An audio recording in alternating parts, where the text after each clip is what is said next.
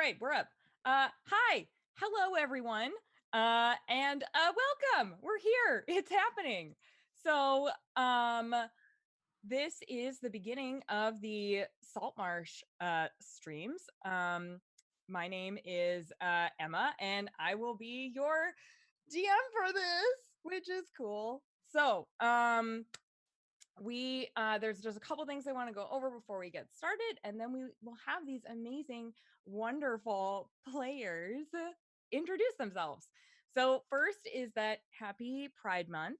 All donations, bits, everything from this month will go directly to Trans Lifeline, which is a 501c3 organization that provides tangible support and mental and emotional and spiritual support for our trans siblings. So if you're able to donate, sorry, mosquito, please do. And let's see what else. We've got a lot of really cool things happening as part of Pride Month. So please make sure to follow Variant Roles on Twitter for that. There's a lot of really great stuff happening. Why don't we go ahead and get into our player introductions? Why don't we go ahead and have Matthew start us off? Matthew, why don't you tell us a bit about you, where we can find you, and who you're playing today? Hello, that's me. I am Matthew Foreman. I am at Matthew W. Foreman on Twitter. I use he, him pronouns. Today I will be playing Fisher. He is a Furbog College of Lore bard who is his background is also Fisher because I'm clever. He's a good, gentle, and kind, wholesome man who just likes to tell stories, sing an occasional song, and use magic to heal his friends and help small animals. That's wonderful. Thank you. Why don't we head over to Anders? Oh, hey, that's me. I'm Anders. I use he, him pronouns, and you can find me on the internet at Anders_D_K. And today I will be playing Monty, or by her full official name, Amara Rebellion, but you can just call her Monty. And she is a tiefling, she is a warlock, and she is a criminal. Alrighty, well, that's on brand for this, so it's perfect. Val. Oh, hey, that's me. I like to continue the cycle of doing this. Oh, my name is Val. I use she, her pronouns. I am at the Nerdy Niffler on Twitter, and today I will be playing Tempest, who also uses she, her pronouns, who is a water genasi storm sorcerer and is also a criminal because it's on brand. Big A do crimes. That's right. There it is. Morgan, how about you? Hi, my name is Morgan. I use they, them pronouns. You can find me on Twitter at Morgan Tea, as in the lovely caffeinated beverage. And I am playing Julia, and she is a half-orc lady, and she works as she works as a bartender at the local inn and takes care of her brother, and they do yoga, and she's a druid, and she's just here to give people flower crowns and be happy, and yeah. Awesome. I love it. I'm so excited about this group. And finally, last but certainly not least, Teen. How about you? Hey, I'm Teen. I'm playing as Billion, she, her pronouns. She's a Furbolg and a cleric of the grave. I don't use Twitter. I have Twitter, but I don't use it, so you can't really find me there. Which is fine. That's totally fine. I'm gonna get you on there one day though. Okay, and that takes us over to me. I guess I can't delay any longer, and this is happening now, and I can't avoid it. So, well, then, hi, yep, it's me. Let us know in chat if the sound gets wonky, because I do have music. So I guess we're gonna go ahead and jump into our Saltmarsh streams. Come on in. The water's queer. So, Saltmarsh is a busy fishing village nestled into the southern coast of the kingdom of Keeland, an area known for its formidable military power. The town itself gives way to untamed wilderness full of creatures and speckled with fortified halfling villages. Today, a fierce wind sweeps through the streets, its fingers snatching hats and newspapers as it winds its way through alleys and plazas. You can hear the busy marketplaces full of vendors selling fish, lobsters, and other seafare freshly caught from this morning's fleet. You can hear seagulls navigating the skies above and children running between the crowds. Down at the docks, the heart of the town, powerful merchants swap stories and make deals. Smugglers trade promissory notes, and drunken brawls spill out of the taverns and into the streets. Militia patrol the piers and quickly tamp down any suspicious or unruly behavior, but their presence doesn't keep the seedy underbelly of Saltmarsh at bay. From sunrise to sunset, Saltmarsh hosts an endless and busy energy that unfolds into rowdy and spirited evenings. As the day fades into twilight, Tempest and Monty stretch their aching backs and pat their hungry bellies, ready to wrap up the day and begin their evening with a hearty meal and some mugs of ale. Monty, you look out toward the ocean and you smile, knowing what lies beneath the surface. Tempest, you take a deep breath and calm your nerves before you meet with your cleric friend. Fisher checks over his work on his ship, the Briny Bear, before leaving the docks and heading back into town toward his favorite tavern. You take a look up into the skies and you feel a wind envelop you, and you know that there's a storm headed this way.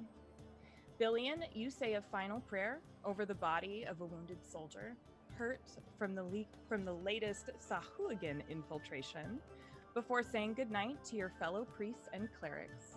Your brain is tired, but you have one last appointment before your day ends. At least there will be a home-cooked meal while you converse with Tempest. And so we will begin our adventure at the heart of where all great adventures begin, an inn. So you head there to have some food with your favorite bartender, Julia, who is just getting off of her shift. So Julia, why don't you describe the name of your inn and what it looks like? It's actually just called Julia's, and it's like got this very like cute little sign outside, and it's like very like wholesome bed and breakfasty type. And except just like everyone who's in there is just like dock workers and stuff like that. But it's like there's just like she's like adjusting like flower arrangements and things like that as people enter, and like it's all pastels and stuff like that. And, yeah. All right, beautiful. So you all sort of arrive probably around the same time. Monty and Tempest, you're getting there off of work.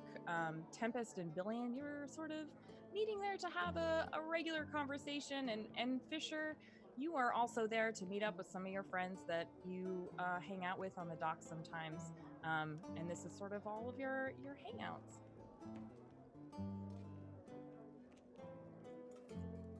So what do you do? I'm gonna, Tempest is gonna walk in and kind of see Billion and go, "Hi!" and kind of rushes over and hits every single thing she can on the way over. I love that. Lillian's gonna look at her and be like, "Hi." She's super excited. She's gonna go up and hug Billion and just be like, "I have missed you. So many things have happened. Only some of them have caught fire."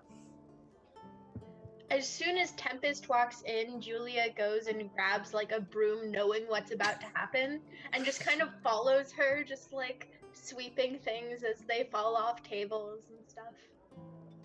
And then she pats you on the shoulder and says that it's good to see you. Hi, Julia. Oh, I brought you seashells. They're shiny. She just brings you them, and she's not even sure if you want them. She just keeps. She brought them the first time and has just never stopped. She grabs the seashells and she actually puts a couple of like her favorite ones aside to give to her brother Jackson, who's probably upstairs reading. So you all notice that it's sort of starting to pick up in here. People are coming in off of work. It's getting pretty busy, but Julia, you tend to save a table for this crew, who is starting to sort of gather here. So there's a table. Why don't you tell us where in the inn you decide to save them a table? Oh, it's definitely off to like it's the coziest spot right next to the fireplace. And it's like got like that area where there's like the nice like cozy chairs and stuff like that. And so, oh, I didn't mean to do that. All right. So how about Monty and Fisher? What are you two doing during all of this?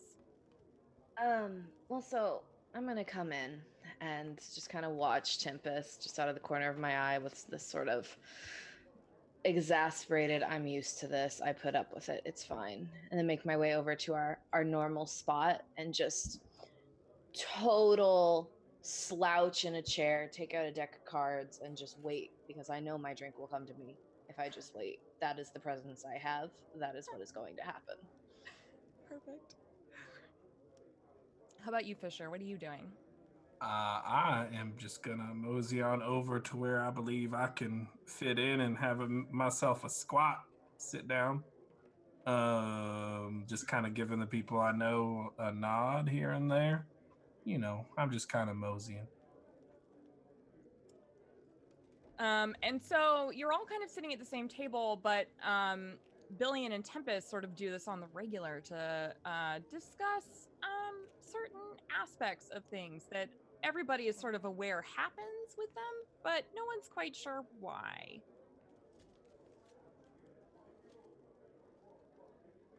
Yeah, we meet on the regular to discuss the weirdness around our magic and the kind of situations that occur, like hair randomly setting on fire, wings spontaneously growing that are purely decorative, that make no sense. I like to think like Tempest orders it like always orders tea in this bar, and it's like oddly inconvenient because it's clearly a bar that does ale and stuff. Just like tea, please, and they just kind of. Billy will take an ale as she sits down at the table. Yay! Just kind of looks at you and kind of like plops down on the table, looks very like cozy and cuddled up in this corner, and goes, "So, how'd everything of this go this week?" So my skin is bright blue right now, so working on it. It's a work in progress. As a person who is also blue, I find it a very fetching color, and you look lovely.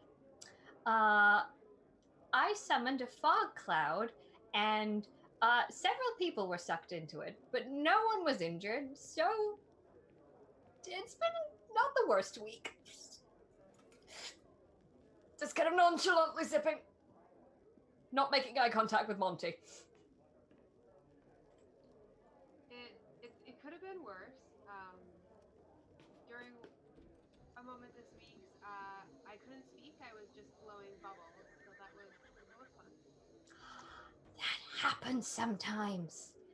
They're pink, and I don't know why, but they're kind of strawberry scented. So it's very like positives. Yeah. Billion just looks very tired too.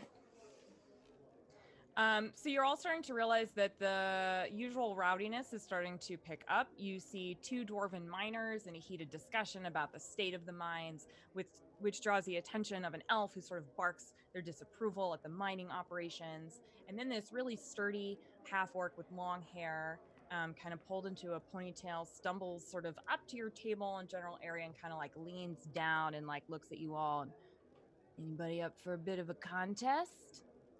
And sort of like makes eye contact with all of you. Sure, I love a good game. Let's do it. What are we playing for? So I will throw, and he's gonna take out a bag of what sounds like gold coins and toss it on the table. How about we all toss in a little bit into this pot? We can do some arm wrestling or drinking, dealer's choice. I'm good at both. Best of 3 rounds. Okay, if this is our usual haunt, do we know this gentleman, this individual?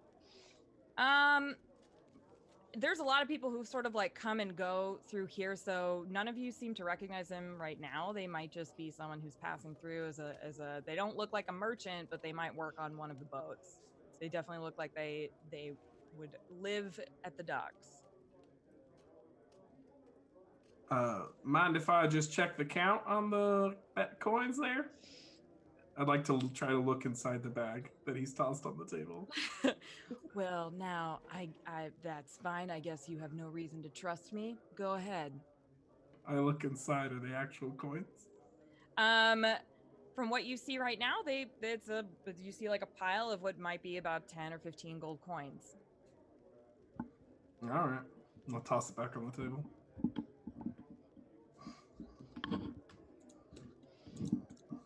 Anybody else in? All right, I'll play. Yay! All right. So, this half orc is gonna kind of like lean over and make eye contact with one of the bartenders and wave them over, and they bring over a tray full of pints of ale that they put down onto the center of this table and kind of move the bag of coins over. So, my choice is drinking, but I'll drink these anyway. We can either do this, we can arm wrestle. What do you want to do? I was planning on drinking anyway, so, I mean, if you're paying. Well, someone's gonna pay. Alrighty then. So, those who are participating, go ahead and grab one of the mugs, swig it down, and roll me a Constitution check. Oh dear. It's starting, y'all. Yeah, I didn't check my con before we did this. That's not very high. That's a 13. Okay, we've got a 13. Good, good. I will join in. Cool. A solid 9. 22. Oh damn. All right. So, let's see. Tempest with the 9. You feel like a little buzzy.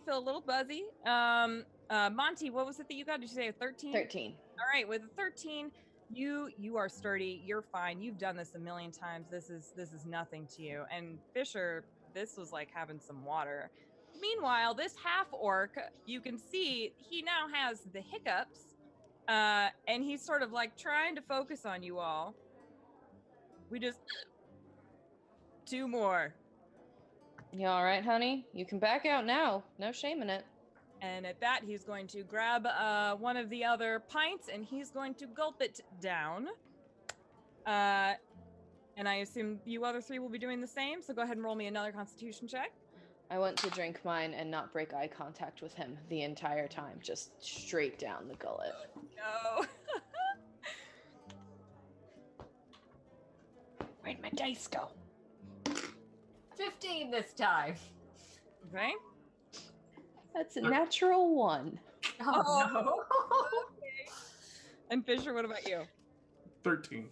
Okay. So, Tempest and Fisher, you feel like a little buzzy, but overall you are feeling kind of good. Monty, you maintain eye contact with him the entire time that you drink this. You know, I'm just thinking here. I'm a pretty lucky person, and if I start to kind of struggle, I'm just gonna, and I'm gonna use a luck point and re-roll that natural 1. Go for it.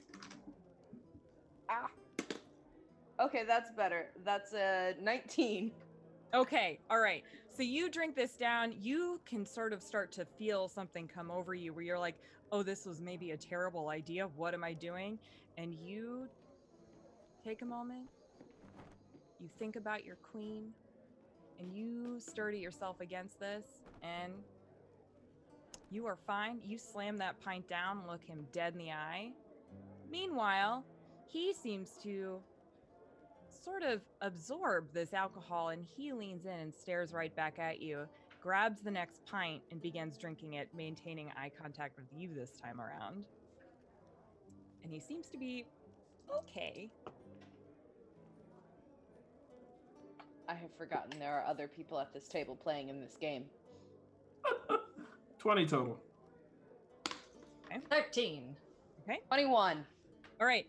So you three, you are fine. You down your next pint of ale. You are feeling strong. You are so excited. You think you're going to snatch this bag of coins away. And this orc puts this glass down, seems to make eye contact with all three of you before passing down face first into the table before you. And you can hear him sort of mumbling something to himself before he just toddles off to sleep. Some sort of unconscious, drunken sleep. And he's gone. And you all now have the bag of coins that he left on the table. God, the rogue in me wants to check if he has more. The rogue in me is like, he's down, take it all. Oh my god. So yeah, I'll just count out them coins and see what he left. All right. So you find in there, you find that they are indeed gold coins. You find 20 of them, though. He was feeling pretty good about himself this evening. And Are there any other ales left at the table? oh yeah, there's a whole tray. There's several of them. Let me keep drinking. Yeah, go for it. Just back into my chair. What do you say? I'll take 6 each and give 2 to the innkeeper? You guys take mine. I'm good. That's sweet of you. Thanks, Monty. So I would like you all to roll a perception check. Oh, I don't believe I'm familiar with that. Not sure I've heard of that skill before. Yeah, nope. 19. Okay. 15. 5. Natural 20. All right. So, 13. all right. So, Julia, you said 13. Julia had 13. Fisher is not looking. He's just looking. All right. Billion, Monty, and Tempest, you all notice, as you're just sort of sitting here surveying the scene, taking in this like minor victory of the evening, like what a great way to start your evening off, you do notice all the way across the bar, there is a very well-built, very strong-looking half-orc with the shaved head, sort of in dark leathers and like a white cotton shirt, sitting in the corner. And as you're sort of here doing your thing, you realize that she has had an eye on you for longer than would be normal in a place like this. She's clearly sort of like checking this group out. I wave. Is she pretty? Yeah, that was my next question. Well, she has piercing dark eyes, like 2 sort of short tusks and a shaved head. I would like to change to wave saucily. I would like to go up and call her out and talk to her. Okay, so you walk up to her. Yeah. Okay. And I would say, I've noticed you've been keeping your eye on us. Is there something you need? She sort of laughs to herself and puts down her ale. Well, I just noticed that you lot seem to have your wits about you, which is sort of someone that I might be looking for. Do you mind if I join you?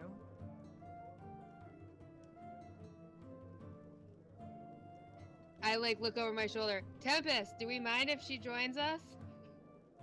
She has piercing dark eyes. Of course not. Sure, come on, come sit with us. Um, Julia blushes and sinks into her chair. So she comes over, and when she stands, you realize that she is quite tall. She's about 6'3", and this towering, strong half-orc comes over and sort of like gracefully, more surprisingly so than you would think, slinks down into one of the chairs at your table.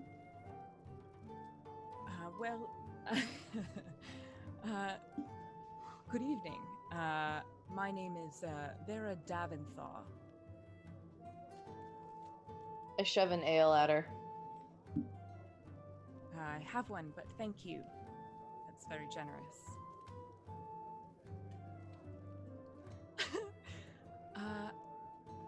Well, I, first of all, am aware that some of you here are quite good at discretion.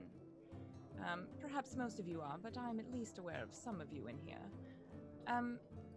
We are, my associate and I are looking for some salvagers who are looking to make some pretty serious gold. And we are prepared to pay a very handsome price, not only for your work, but also for your discretion. If you're aware of our discretion, we must not be very good at being discreet. Well, I do live and work around here, and you do work at the docks and are pretty serious industry in this town that we're not all unaware of.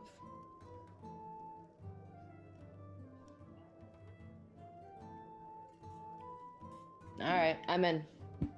Well, I have one of you then. Billion nods. Sure. Tempest How long just. would this be? Oh yeah, that's a good point. Well, that might depend on a few factors, but not more than 15 days. Okay, I just need to arrange childcare for my little brother, and everything should be fine. All right. She kind of looks at you like, interesting. Tempest has not been paying attention. She's just been staring staring into the piercing dark eyes, just like. Sure. Billion will slightly tap Tempest. Do you want to join? Oh, she had me at gold. I think she had you before she even said the word gold, but I mean. Monty knows.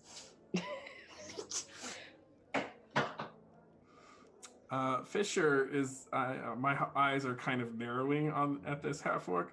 Well, just a few questions, if you wouldn't mind entertaining an old man. Who's the captain? Well, wait. Are you supplying the ship? Well, for all of the... If you're interested, then we would need to take this discussion elsewhere. It's not wise to discuss it here in such a public venue, and my associate would need to speak to you directly. You keep saying the word associate. And I mean, I understand the business we're in. The word associate gets thrown around a lot, but you even got just like a nickname or something you can give us, just a little something something. Yeah.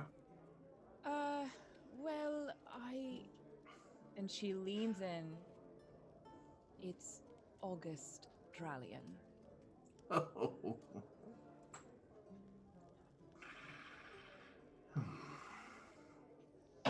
I mean, I'm still in. I just, you give, we give. So That's, of course, the nature of these kinds of deals.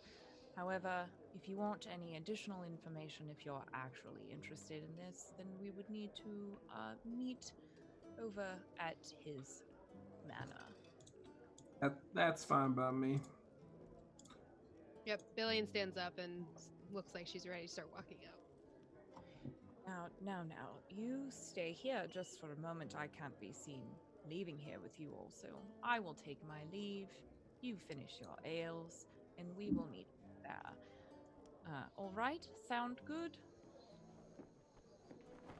And with that, she's going to stand up, and you see her push herself up with her hands. And as she leaves, underneath one of her hands is a card with some directions over to the manor, in case any of you are unfamiliar with how to get there. And she leaves. I'm like waving as she goes, like, I lean over to Monty. I was like, how much do we not trust her? I mean, don't trust her at all, but Of course. you're welcome to look at her.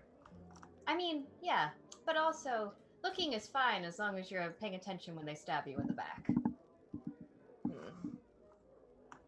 Sorry. Never apologize. cute. Cats. Being overwhelmed. All right, so do you hang out here for a little bit, or do you take your leave? I will say so. It's interesting, her associate, that old August there. I mean, you've all heard the stories, right? I have, no, never mind. Not gonna ask that. It's fine. And you all know, if you know Fisher, he likes to go on really long-winded stories as a storyteller. That's one of his flaws. So he asks, you've all heard of the story of Augustralia, right? Yes. Yes, we have. Many Thank you. times. Thank you. If you'd like to tell it again, Fisher, I've got nothing but time. Oh, excellent. Well, okay. So here the story goes. Now everyone sit down. Billion slowly sits back down in her chair. I love Fisher's stories. Wait, can I bring Jackson down? Oh, sure. Bring him down. She yells upstairs for her little brother, Jackson!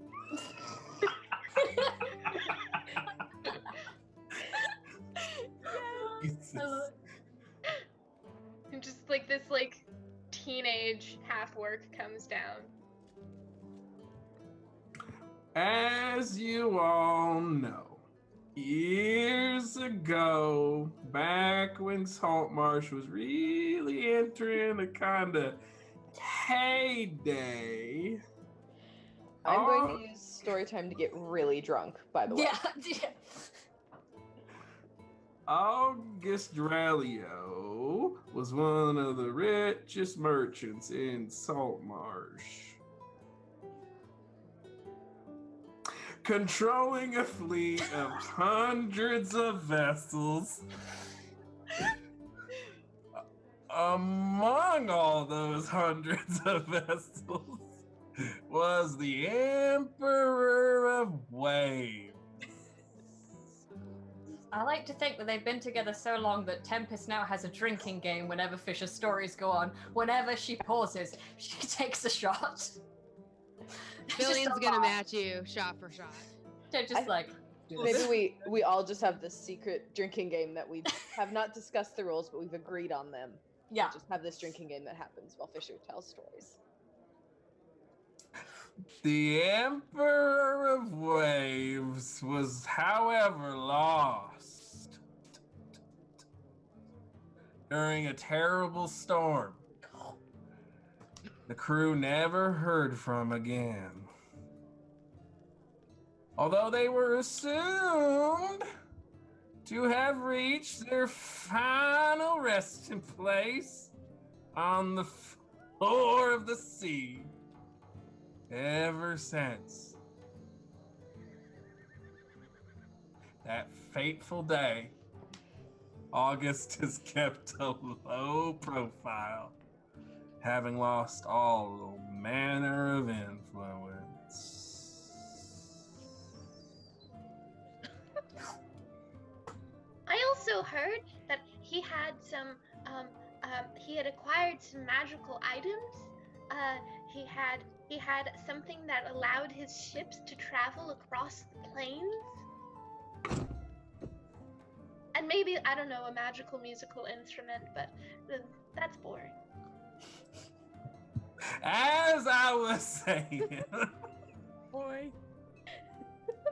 I don't have gods, but I'm praying to them now.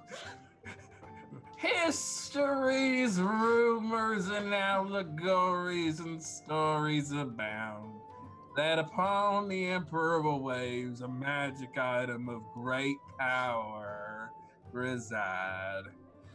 It is said that the deck, a magical deck, was on the ship when it sank.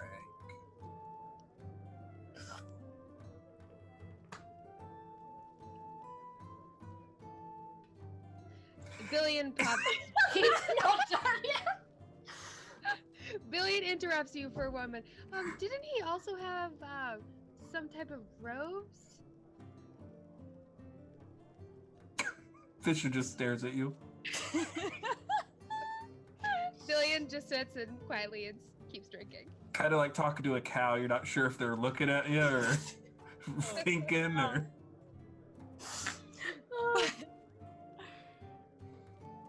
I have heard that perhaps other magic items were on the Emperor of the Waves.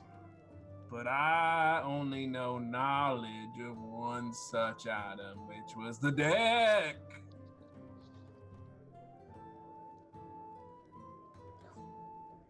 When you say deck, are you talking about like the deck on his ship or like a deck of cards? Oh, thank you, Julia. I've long appreciated your ability to. Well, what's the word? Allow me to think about that word for a minute.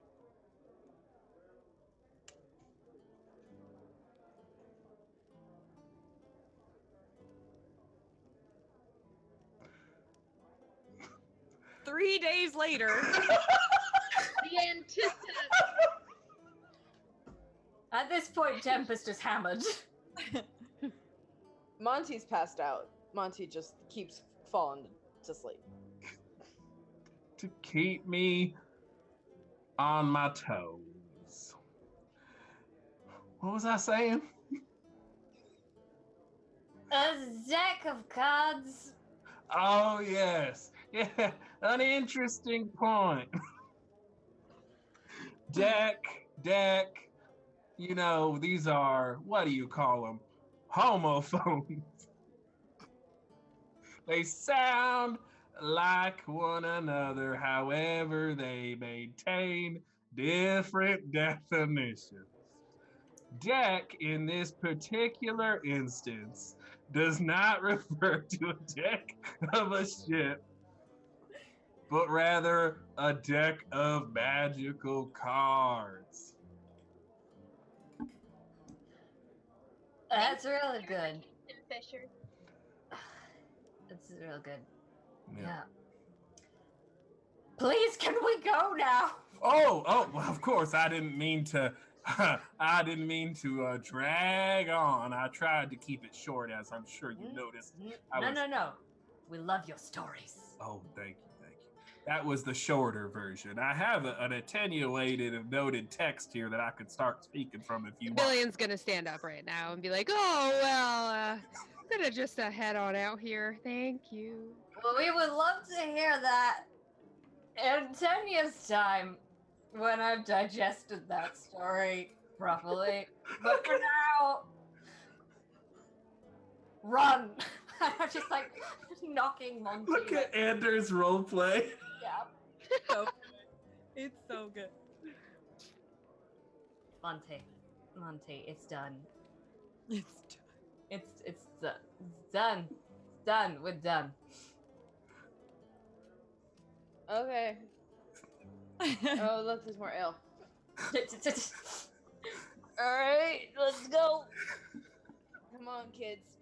Grandma's leading the way. After about a minute and a half, I realize they've all left, and I'll try to track them down. Still telling the story. Yeah. all right. Thank you for that tale, Fisher. You're welcome.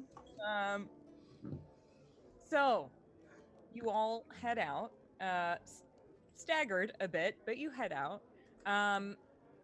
And are you just gonna try and find her? Did anybody grab the card on the table or?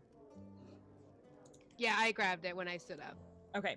So on it, you will notice that it's directing you to the sort of southern region of town that's just past the bridge, which you know is sort of like noble neighborhoods with some manners. And you start walking your way in that sort of direction. It takes you a bit of time, but you can see the sun setting as you're walking over there. Um, you also kind of like wake up a bit now that you are no longer sitting there listening to Fisher regale you with slow tales of history. Um, and you finally arrive over at August Manor. It's modest, simple brick with some poplar wooden decor, with very tall, square windows that sort of dot the outside of the building. But the curtains are drawn, so you only see sort of a soft, dim glow coming from them. And you see that there's an iron fence with an iron gate, and it sort of sings as you open it as if it hasn't been cared for in quite some time. And you can feel on your hands that although it's well made, it hasn't been cleaned or cared for in a while.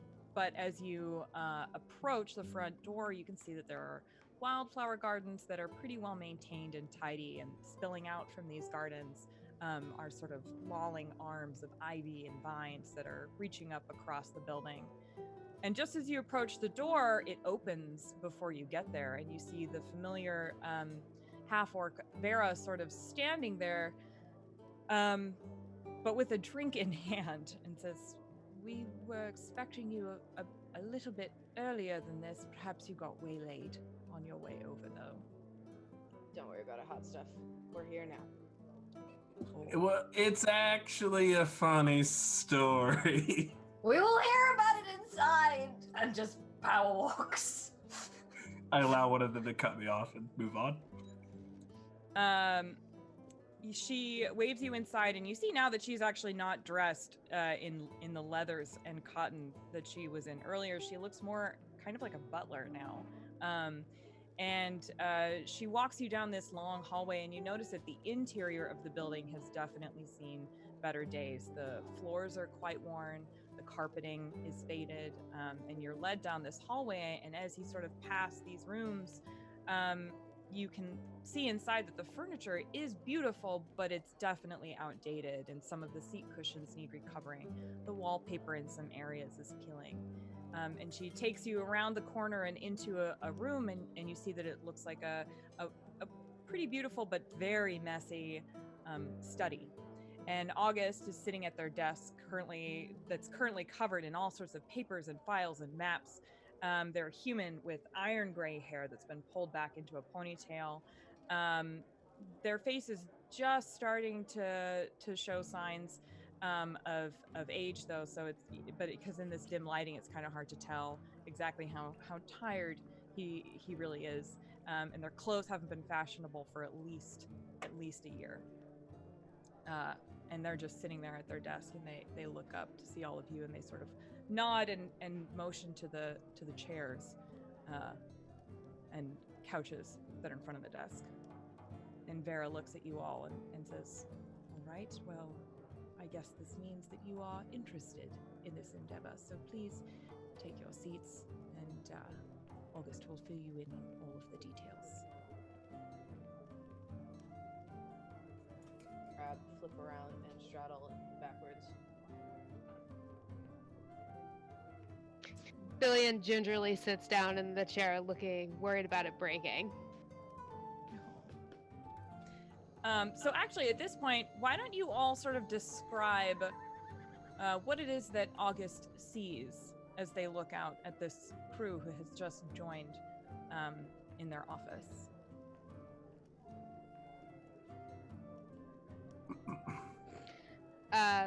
Billion is a 6 foot tall furbolg with current beautiful sapphire blue skin right now, with bright purple and pink hair and pigtails. Fisher is well over 7 feet tall as a furbolg. He has very pale, almost like an alabaster white skin with a gentle touch of fur. He's like the furry kind. He's like a Fozzie. He's Fozzie Fisher. And he has piercing blue eyes and hair that is the color of a beautiful ocean.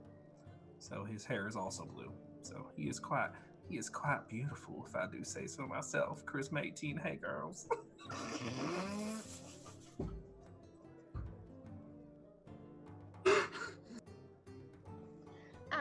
Julia is at 6'4". She's a half orc, but on the leaner side for a half orc.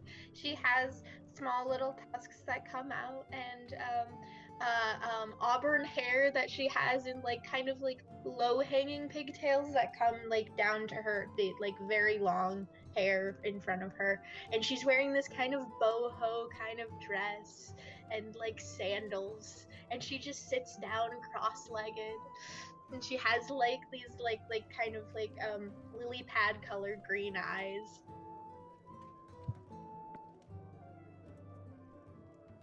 Well, Monty is not a tall. Monty is only 5'3". She is a sort of pale pinkish tiefling, well endowed, thick thighs.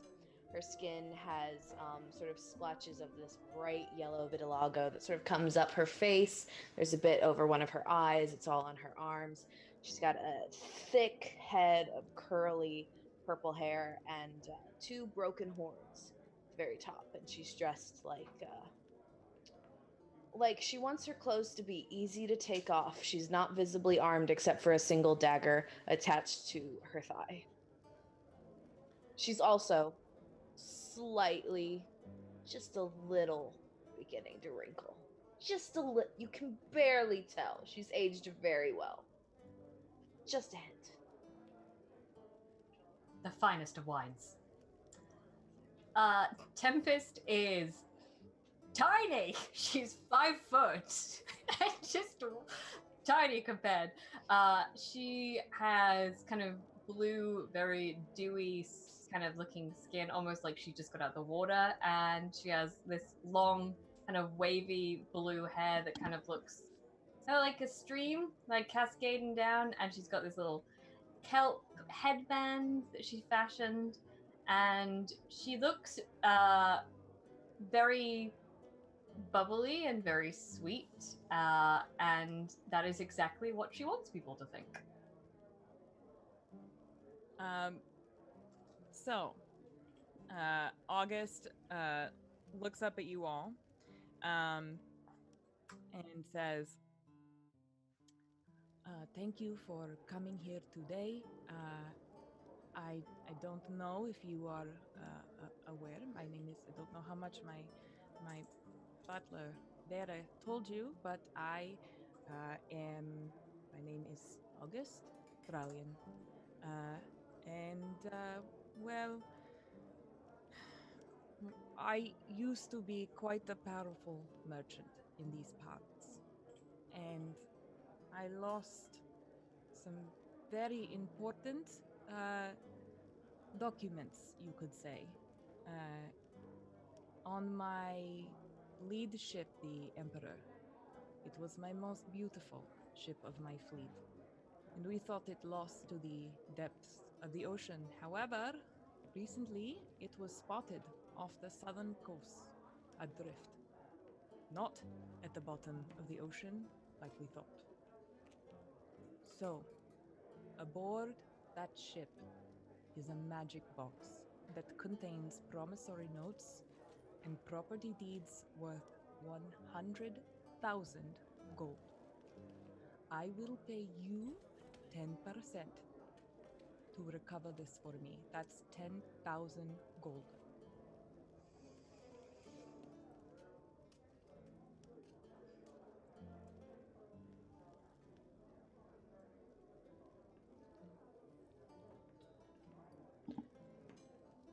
So all you want is the box? You don't actually want the boat back?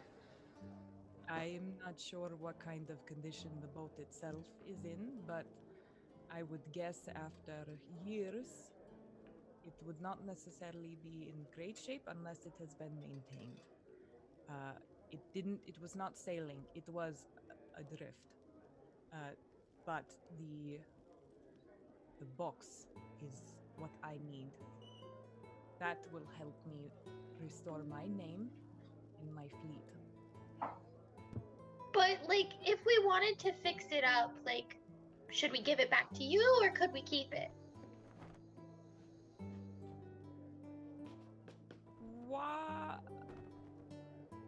Why would I let you keep my boat when I'm already paying you so much? Well, you don't seem to want the boat, so Julia wants the boat, so Julia.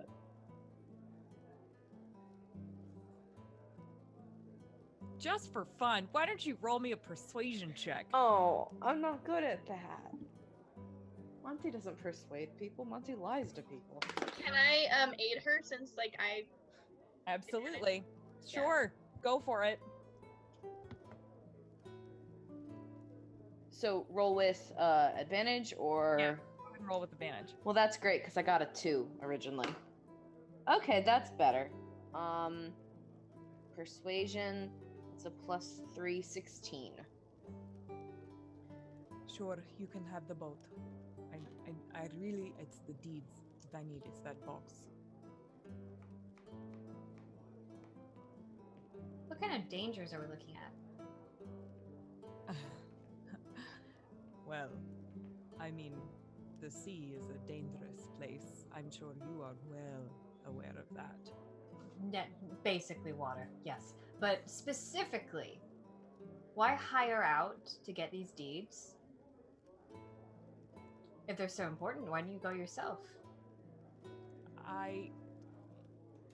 Have you seen me? I'm not built for any sort of dangers that could occur for me. And if people were to see me heading out myself, back onto a ship, they would know that there is something up. I haven't been on a ship in years, since my fleet was disbanded. I can't have anyone else thinking that I am after something. I can't have anybody else going. Can I roll an insight check on all that? Yes, you can. Someone else started saying something. And I was gonna ask what the deeds were too. The deeds and promissory notes are for property and trades and goods. They were drawn up. I should let you know, since I'm not sure about any of you and we haven't drafted up a contract of any sort between us. But it was made by first of all, the box can only be opened by me. Second, the notes were drawn up by an extremely powerful and good cleric in that temple. The money will only be distributed with my permission. What temple? Well, it's probably not one that you are familiar with. It is from the northern areas. Dryas. What? Go ahead. Dryas. It is from the Kaz temple up north. Also, I got a nat 20 +3 on that insight check.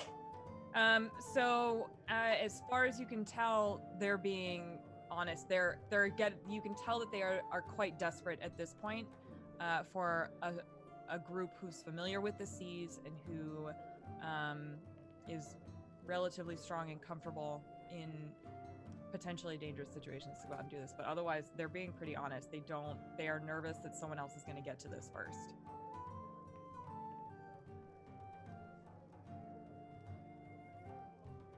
So, if I may, so it's still out there adrift and afloat. Was this boat enchanted? Was it a magical boat? Because it's suspicious, don't you think, that it's still up and about, hasn't drifted inland? I think it's very strange. That's why I don't know what to expect out there. I have no idea. It's strange that it was seen at all, but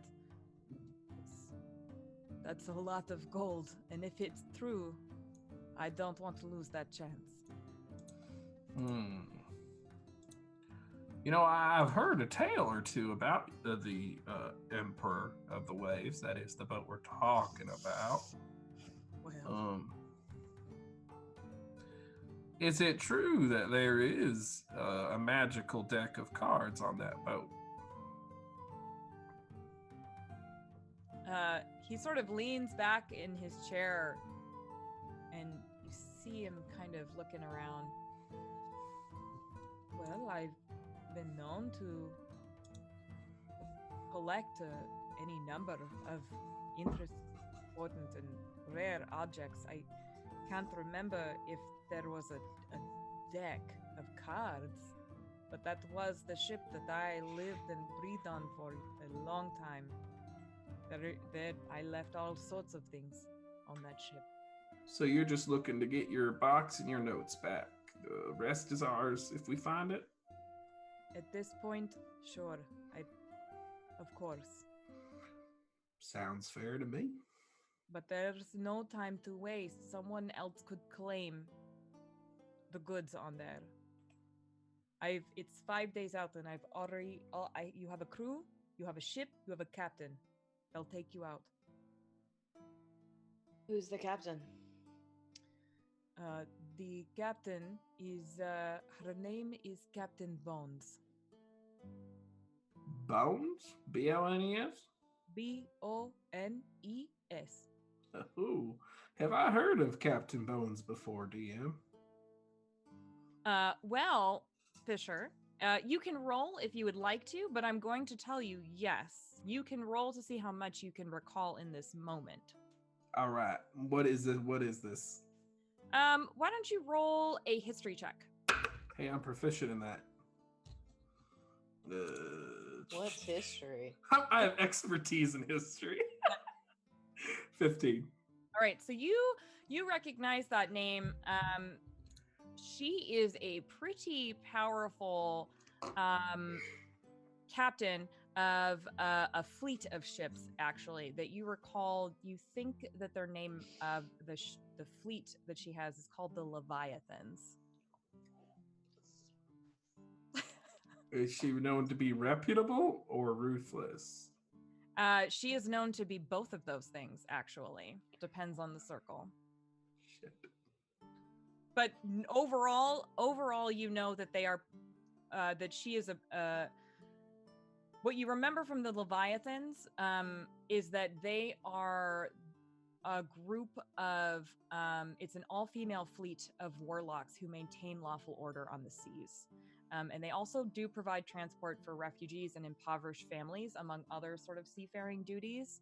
But if any of their goods or the families that they are transporting are in danger, they will absolutely function as ruthless individuals.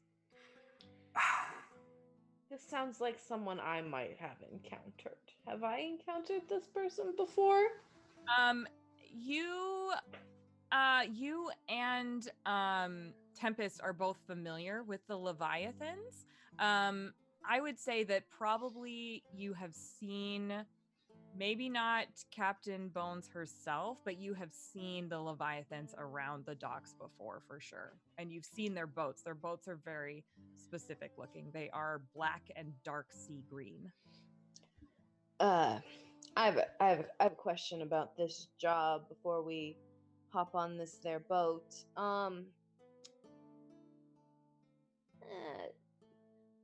Law, getting along with the law, that's not exactly copacetic with some of the more pencil pushing peoples. Are we gonna be good? Like, your word is good, so we're good. Like, amnesty and all that. Can you guarantee that? I'm not sure what kind of antics you're going to get into that may involve any lawful personnel, but as far as I know, this should be fine. It's technically my ship and my documents, so there should be no problem with that. Alright, just checking. I That's am not fair. fond of shackles unless I have pre-consented to wearing said shackles. All right.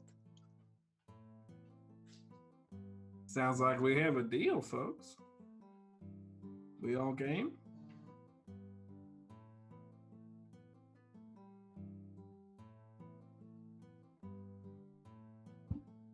All right.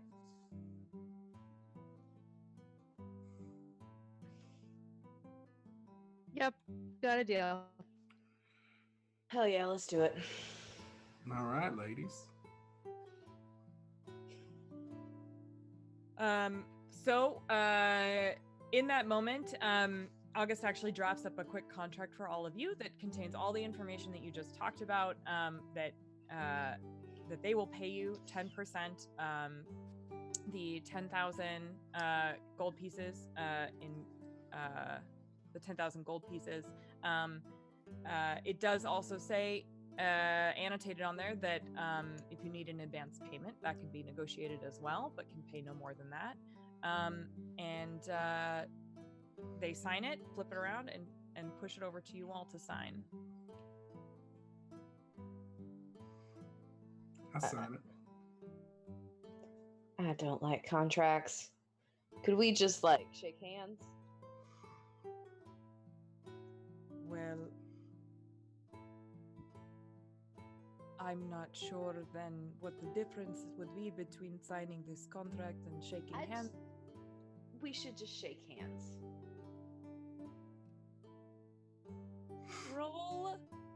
Roll a persuasion check for me. If I move one of my other hands to my dagger on my thigh, could I make it intimidation? Absolutely. Go ahead. Sure. Okay. So 16 plus 5, so 21.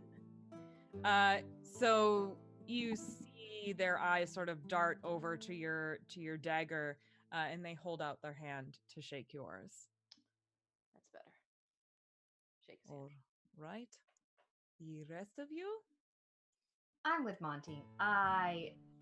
Where I am from, we shake hands. You see August sigh, defeated, and shakes your hand. A pleasure. And the rest of you? Julia signs the contract happily. Billion too. Fisher, do you sign the contract? Yeah, I was the first one to sign it. Oh, sorry. That's okay. So you all sign that, and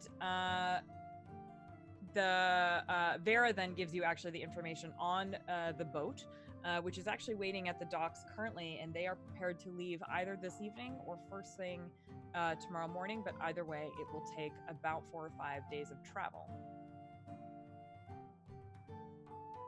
So you can decide how you deal with that. Tempest doesn't like being on land so much anyway, so she will just, whatever anyone else does, she'll just head straight to the boat and camp out there. I'm cool with leaving whenever. You point to Fisher and Billion. Yeah, Billion. You guys don't see too good at night. Do you want to wait till there's like sunshine? I feel just fine. I feel at home in the night. Me too, and I walk onto the boat. I'm going to cast dancing lights around me. Yes. All right. So actually, why don't we? This would be actually like a perfect time to take a break, right? As you approach this particular boat. How do we feel about that? We good with that? Sure. All right, awesome. So we will be back in just a few minutes. We're gonna go be human for a moment, breathe, stretch our legs, get some water, and stay tuned for their departure on the Nightingale.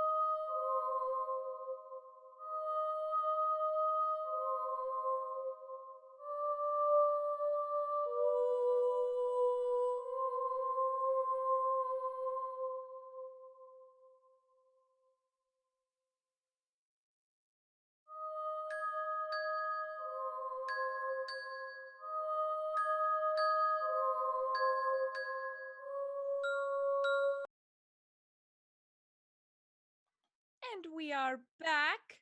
Hello. Thanks for hanging out with us, everybody. Um, this is so much fun. So glad you're here. So where we last left off, we're going to pick right back up. So you all are just going to head directly onto the Nightingale. Is that right? It's nighttime. Oh yeah, I got my dancing lights going. All right. So you head over there and you see actually that you've let your dancing lights up. What do they look like? Oh, they're real pretty. They're rainbows. Okay. Yeah, they're So yeah. that so yours actually join a few others that are sort of floating around here and there above this as you see them starting to prepare the ship. And the boat itself is massive in stature. It's very well built, very well maintained, and the craftsmanship is not only noticeably exquisite, but the ship itself stands out among some of the other fleets that are currently resting at the docks. The wood appears almost black, with deep dark sea green accents. And this is clearly not a merchant ship, as we established earlier, Fisher, that you recognize this to be part of the fleet of the Leviathans, and you all kind of recognize that. But Fisher is at least familiar with Captain Bones.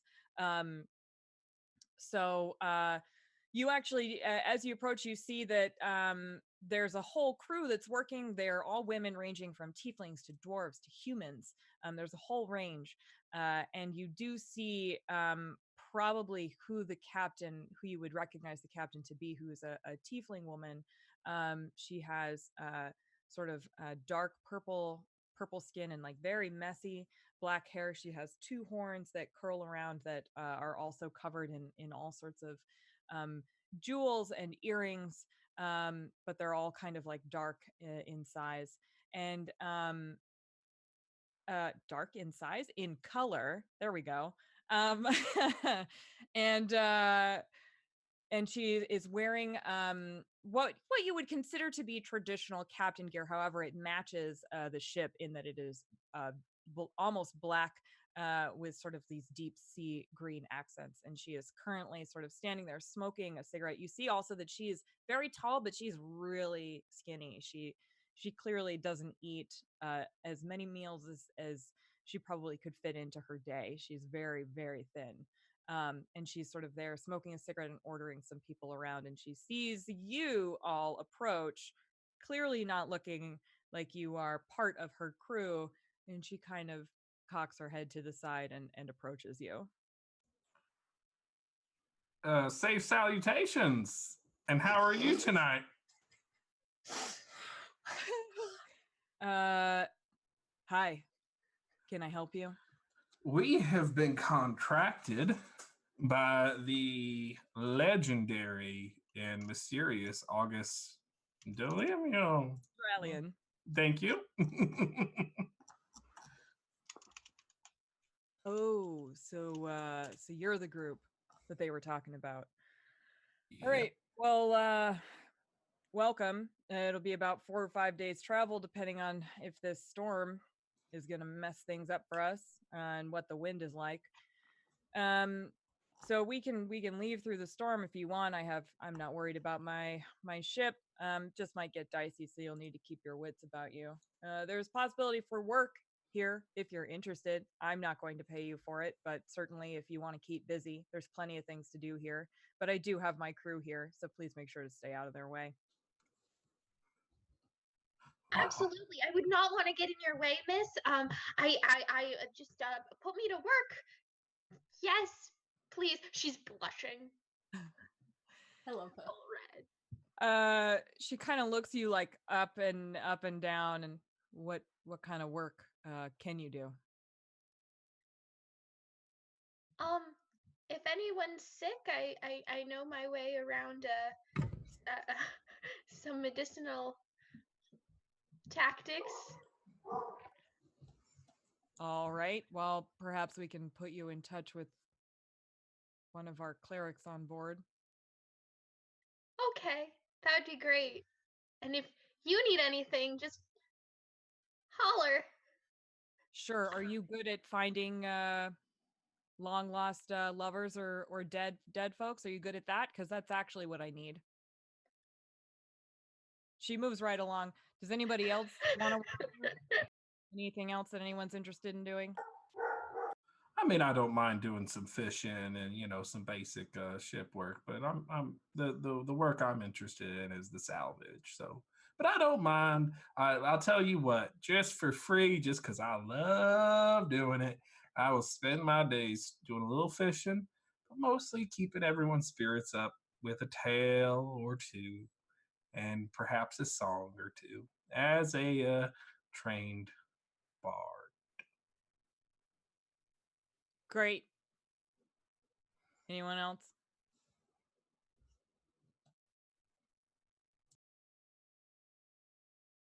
Great. So, you will find your orders down below. You can't miss them. They're the only 2 empty rooms. There will also be the only 2 doors that are currently shut. The rest of them are Matthew. Correct. So make yourselves at home. We'll be here for the next 4 or 5 days. I guess I'll see you around. And she walks off. She's assertive, but I suppose a good ship's captain probably needs to be. People get cantankerous, when the coast leaves you and it's nothing but the wild blue yonder in your He vision. turns back around. Oh, you hadn't wandered off that much. Hello, how are you?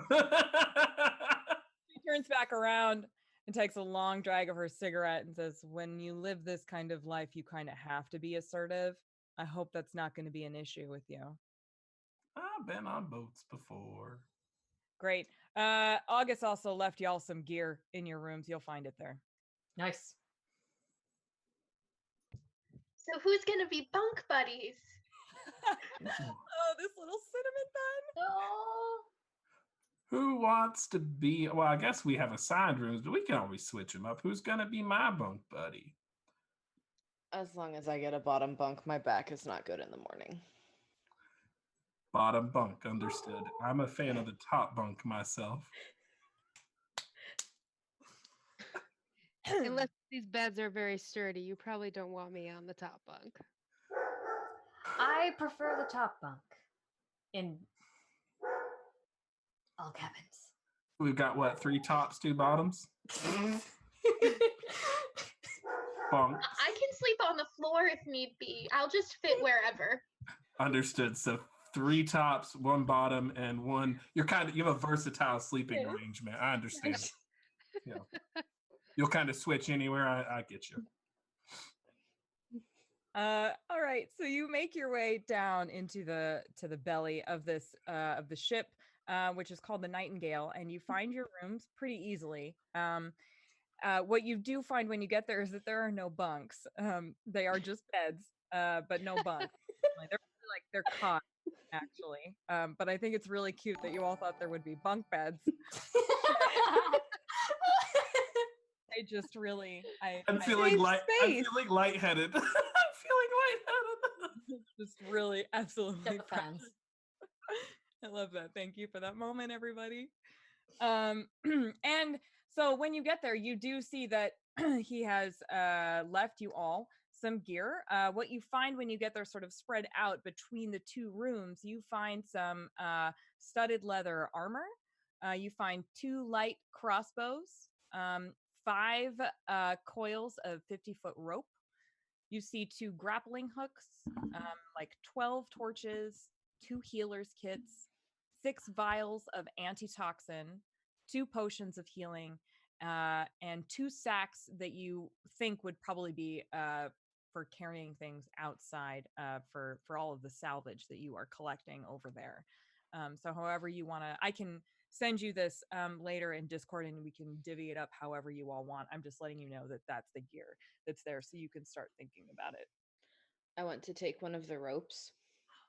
I was already going to say, slowly passes Monty a rope. And I want to shove it against Julia. This captain.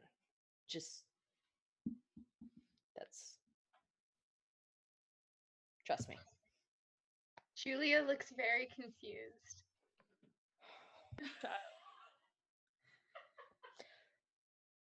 So, I'll explain it later. thank you, Polish Christy, for the host. Awesome. So, so do you all settle in for the night? What would you like to do? You're on this ship. You can hear outside that they're just getting ready to leave the docks. What would you like to do? So as we get ready to leave the docks, I would wander on up to the deck or whatever it's called where people are, and I'm just gonna sing a little song just to help things going. I'm more of a storytelling bard, as you might have noticed. That's where my talent lies. But I still like to sing every now and then. So this is a little ditty I composed yesterday. Excellent. I can't wait. I'm sailing away, set an open course for the virgin say. I've got to be free. Well, it's in here twice. To face the life that's ahead of me. And I'll carry on. How is the crew reacting to this? Most of the crew is kind of looking at Fisher like, did you invite? Is he? And you see actually Captain Bones kind of like stand there and lean up and just like watch you, and you cannot read her thoughts on this at all. But when you finish, you see her put out her cigarette and give you an honest and earnest applause. Oh, thank you. If there are crew members who are not clapping at the end of the song, I'm just gonna shoulder check them, make them clap.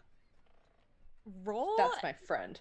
Yeah, why don't you roll it? Why don't you tell me, what does the individual look like that you shoulder brush?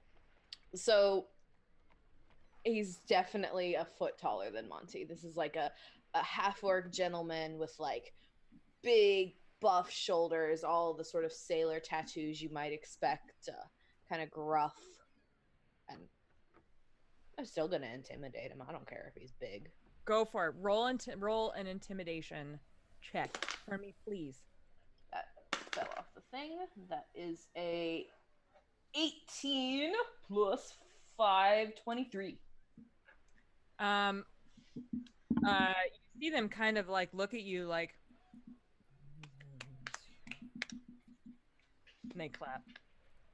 Thank you. I'll be here the whole trip, singing songs and telling stories. All right, good. So, what do the rest of you do at this point? They're preparing to. You can see that they're starting to shift into pushing this boat right off the docks. Anyone want to do anything before we leave? Tempest is she's been on many boats since her childhood, and she's gotten used to kind of being like sort of slipping in and out. So she's just gonna investigate this boat and just see if there are any weak points or where the whole layout is of the ship. Okay, so are your weak points, like, are you looking for like weak points in the hull? Like, yeah. Okay, sure. Yeah, you can do that. Go ahead and roll investigation, and I think this will probably take you about 45 minutes because this is a sizable ship.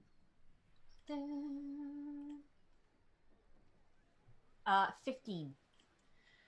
All right, so that will actually probably take you like the better part of an hour. You make your way through. You are able to pass through all of the different parts of a boat that a more knowledgeable DM would be able to explain to you. But there's a kitchen, there's a cargo hold, there's sleeping quarters, there's clearly a place for wounded or sick crew members. You also sort of walk by the captain's quarters. and you make your way down into the depths, and you are unable to find anything that indicates that this ship is weak in any way, shape, or form. It is exceptionally well maintained, and it's very tidy. Are the captain's quarters open or locked? Well, you can certainly check to see if there. Are you going to check to see if the door is locked? The door is closed currently. Just gonna check if it's locked. Are you trying to do this stealthily, or are you just going to walk right up and try to open the door?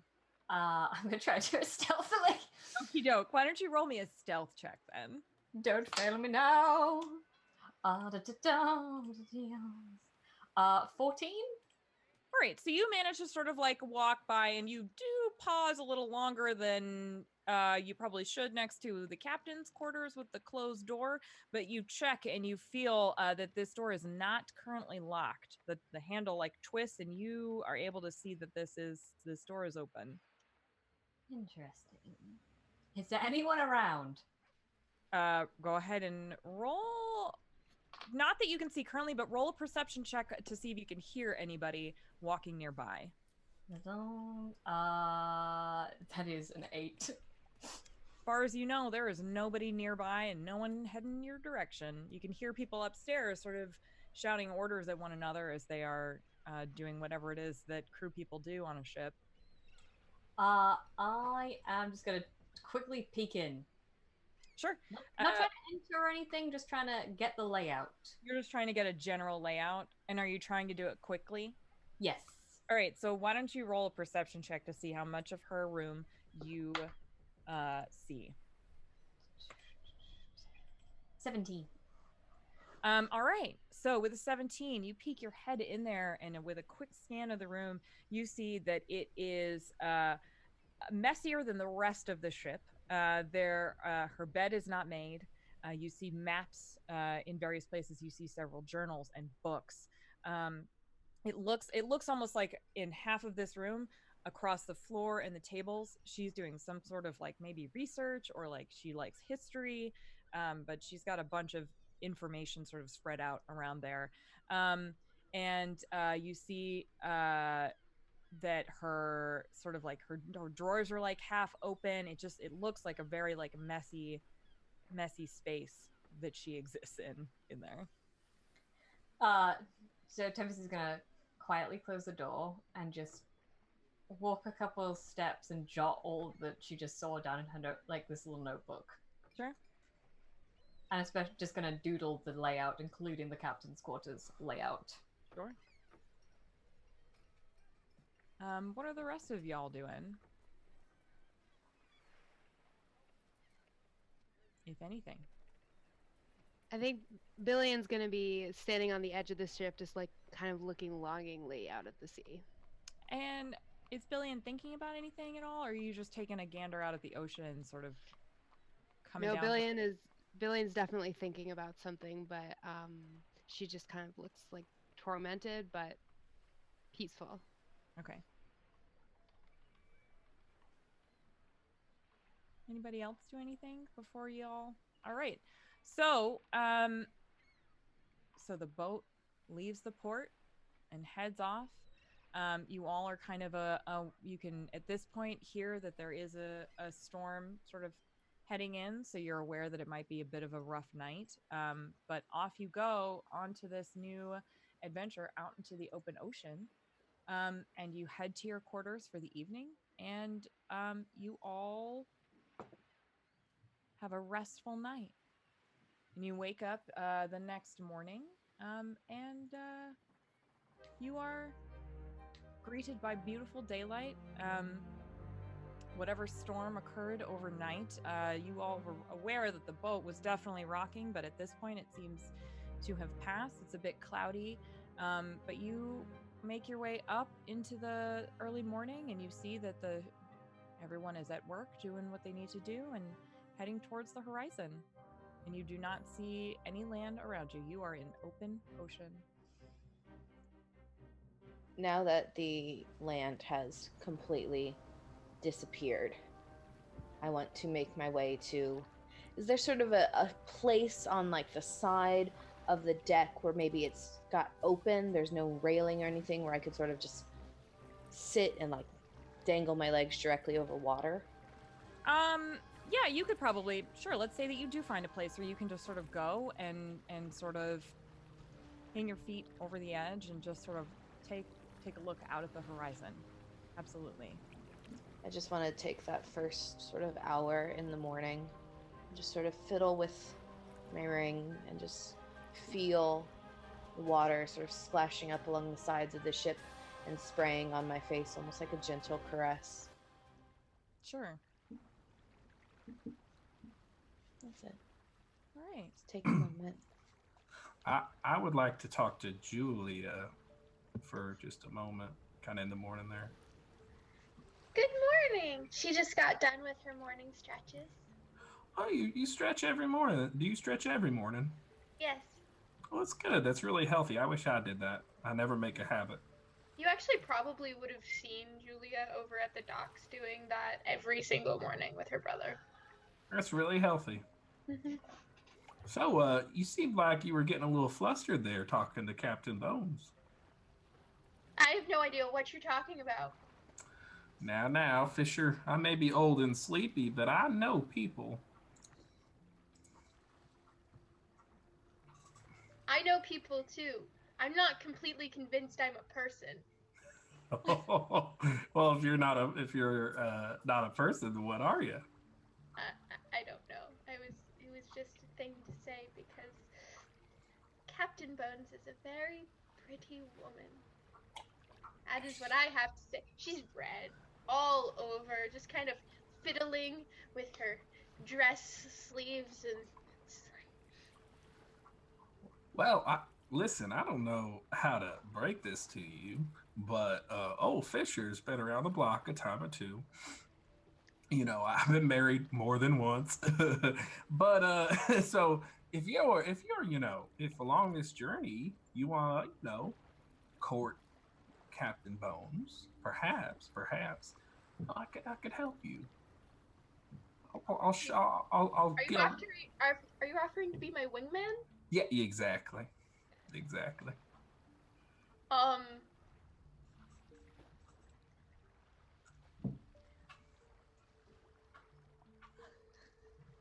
Yes. Yeah.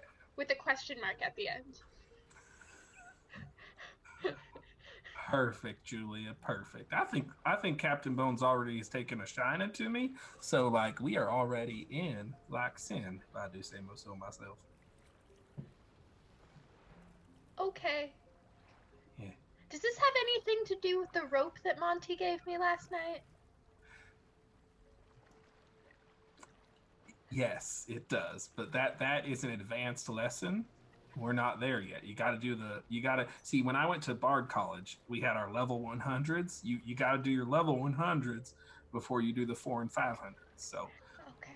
rope is 4 and 500 territory. We're still at 100s. Okay? Yeah, because me and my last girlfriend never did anything with rope. Well, you've at least had a girlfriend. That's good. Yeah, no, she's gone. Oh. But it's fine. I'm fine. I have Jackson and everything's fine. Yeah, Jackson's not here, but you got Jackson. Yeah, no, he's probably reading. Good. I would like to give you a hug with your consent. That would be great. Let's. I give her a big old woolly mammoth Yeti hug because I'm white and fuzzy. These awkward tall people just giving a hug. That's all I wanted to do. Okay, that's great. How are the rest of you going to spend your day? Tempest is sat relatively near the front of the boat and is meditating, and she gets to a point where she starts to like hover a little bit off the ground, and her skin kind of crackles with this electricity that's going over it, and she gets into a spot where it's like it begins to crackle more and more, and she just suddenly kind of opens her eyes and her hair kind of flares back, and she just drops to the floor and goes, "Ow!" Ow. I'm okay. I'm fine. I'm fine. Meant to do that. Totally meant to do that. And she's just gonna go try again with like a real look of determination, like peace, peace, peace, peace, peace, peace, peace. If I may intrude, Tempest, what are you trying to do? I'm trying to find a center of calm. But every time I try, everything gets a little... Well, I'm trying to meditate, but to meditate you have to empty your thoughts, and I'm not very good at emptying my thoughts. They're a little bit buzzy, and then I go down to a hole, and then the crackling starts, and it gets worse and worse. Oh. What do you hope to achieve by meditating, achieving inner peace and whatnot? So you've seen my whole thing. I'm like B. I do my magic, and then there's something that goes wrong. There's like,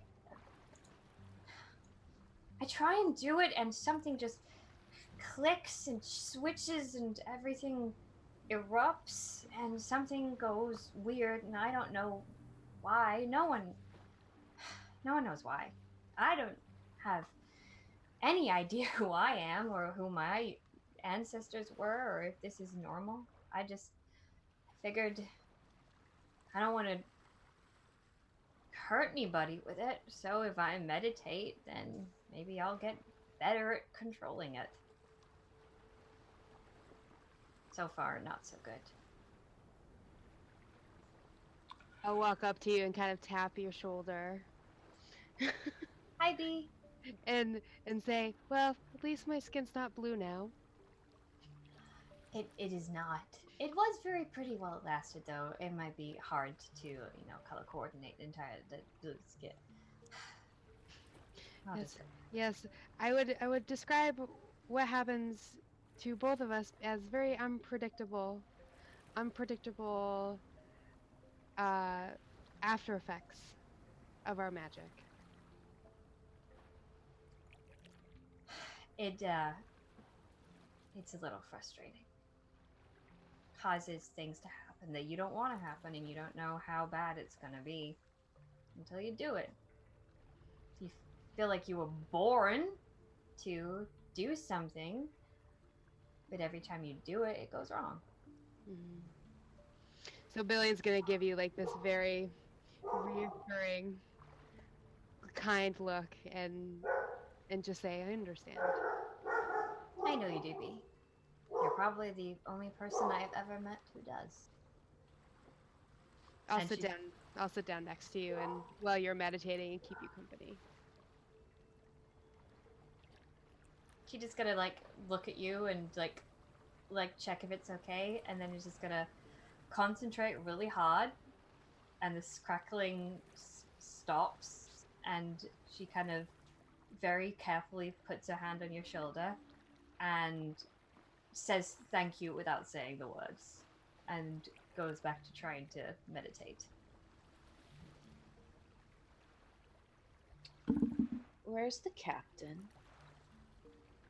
So you can see that the captain is up here on this top deck. Actually, she is out close to the navigator of the ship, out towards the back, and she is.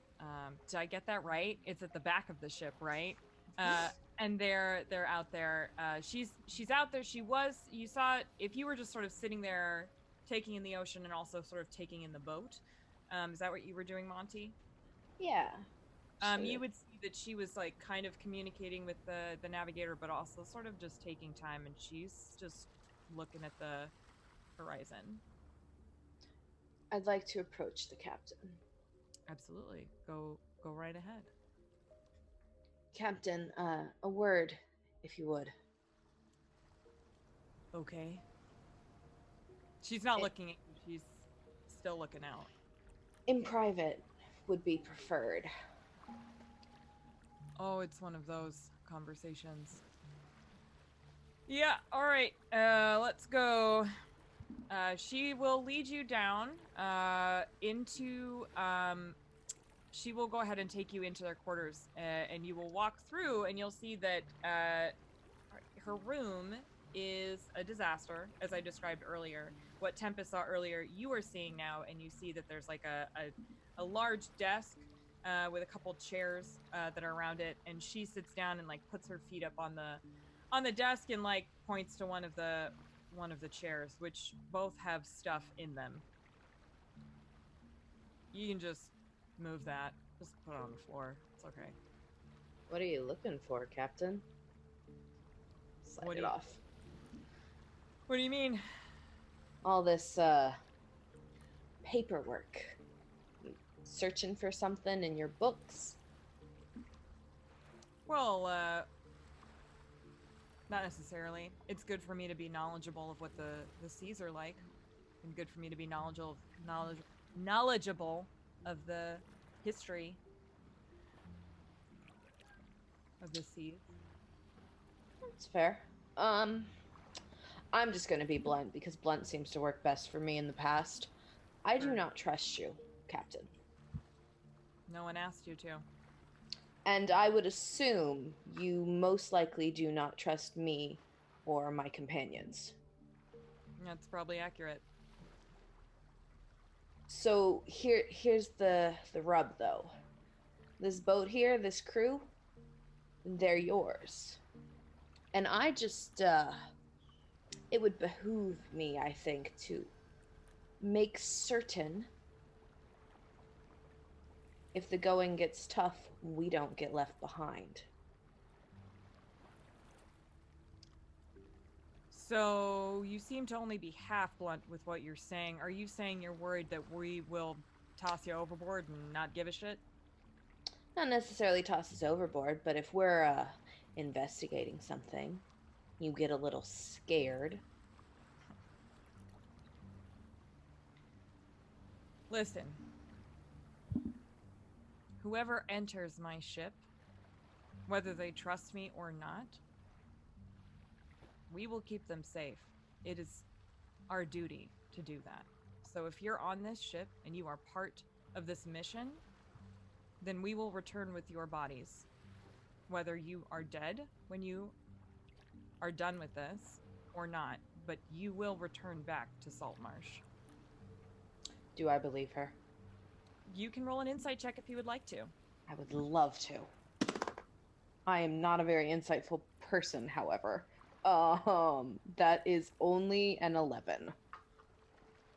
She seems to be pretty stern in the way that she is speaking with you, and you think she's forthright.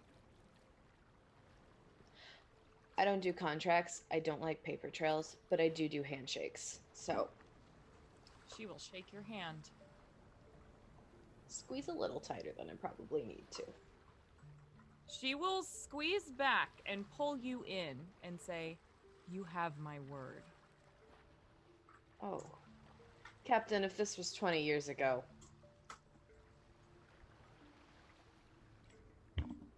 Thank you for your word. Right. She's gonna sit back down and light a cigarette and say, "Like, is there anything else you need, or was like that it?" I mean, do you have any good drinks on this board? This boat that maybe you keep just back here for you? Yeah. I'm guessing you're not going to offer to share. Nope. Probably not. That's probably exactly what's happening here. We do have some good ale in the kitchen, though, if you want that.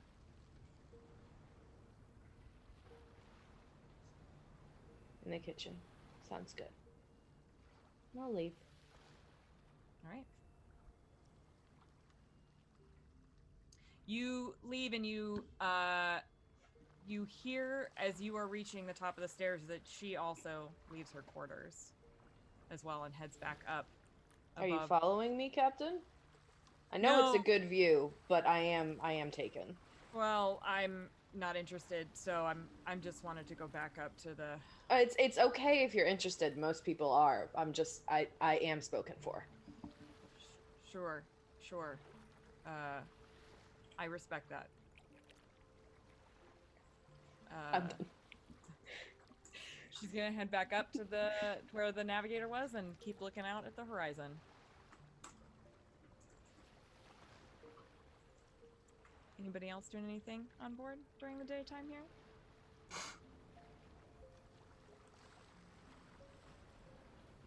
Not I. All right. So, during your day here, as you are,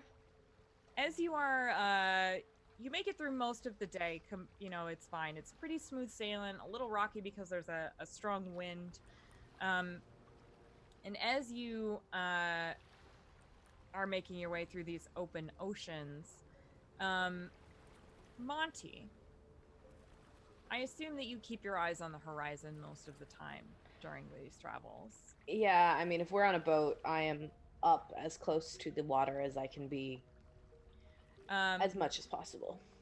As the sort of day begins to wind down, you sort of begin hearing some familiar whispers coming from the ocean that you can't entirely make out what they're saying. They're just a little too far away, but you recognize the tone. And it's almost as if you can feel the arms of the ocean sort of like reaching up and trying to run their hands sort of down your legs and across your feet as you dangle them over the edge of the boat. Oh, honey. I was wondering when you'd come over. But that's it. You sort of feel them get pulled back and away from you as the day sort of begins to wind down. And at this point, you see the crew has sort of shifted over. Nighttime is approaching. Do you all head to your quarters?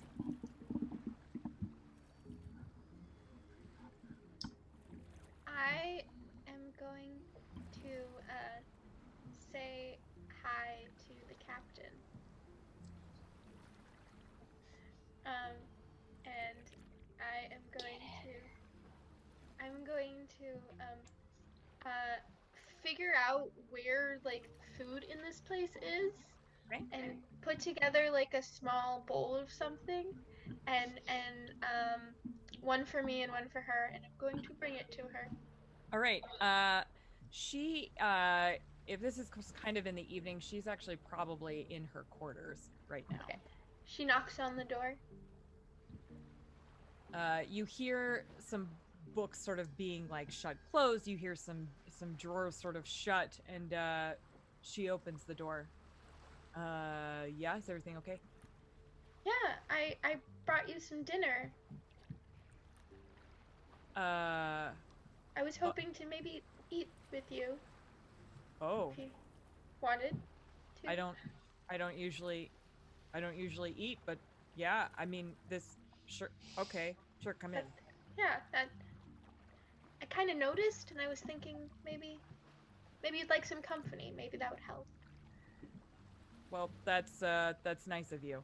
That's she like very awkwardly takes the food and like looks at you and like goes and sits down, and like she's clearly not used to people ever doing something like this for her.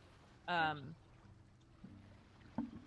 she sort of gestures to the chair, which still remains empty from when Monty was in there. Yeah. She sits down and she just kind of eat. Oh, okay.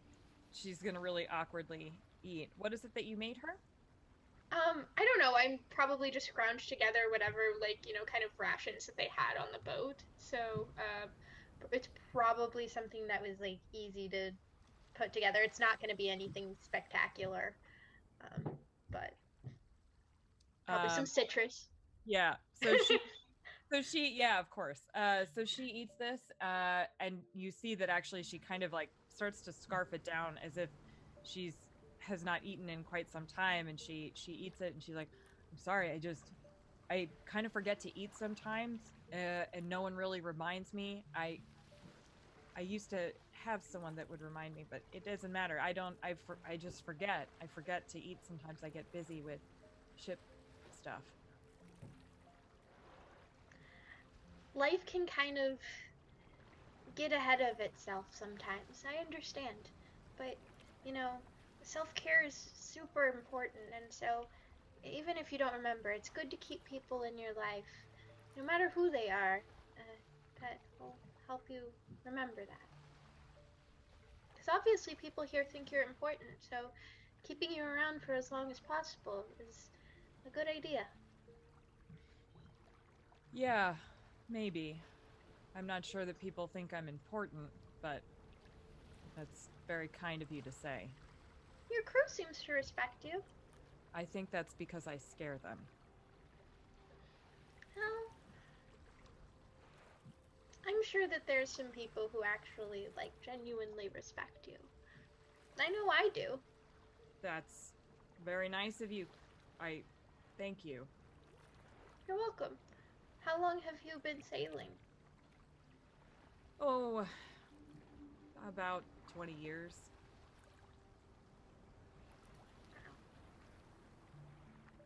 Do you like the sea life? I do. I have always liked boats ever since I was a young child. I used to carve boats with my dad, actually. Uh, but anyway, I've always liked boats and sailing. I kind of accidentally came upon this particular fleet, but that was a long time ago. Well, it's impressive to see how far you've gotten. Well, thanks. We try to do some good Okay, with these fleets. absolutely. If she notices that you're finished, she'll just like, I'll clear these for you, and it was really nice sitting down and getting to know you a little bit. Thank thank you. Yeah, Your name was Julia? yeah, and Captain Bones. Yeah, Captain Bones. You Yeah, can yeah, Captain Bones. Thank you. This was actually nice. No one does this. So, thank you. you're welcome. She just kind of scurries away and goes to clean the dishes. Great.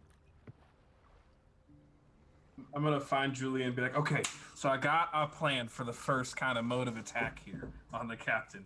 So you're like an innkeeper, right? And so what I think you should do is you should like make her some food. And then like find your way into her cabin, you know, when she's alone and reading and working. And then like you should like pull her away from her work and be like, I've made you this plate of food. Enjoy. Take care of yourself. I'm here to take care of you. You work too hard. And you should take it from there. That's like what you should do. Yeah, that totally sounds like a good idea. Thank you for all of the advice, Fisher. I really appreciate it. That's what I'm here for. That's what I'm here for. Did he notice her like with the two dishes in his hands at all? Like No. as she's walking? Okay. He has no points in perception. She's just like pats him on the shoulder and it's just like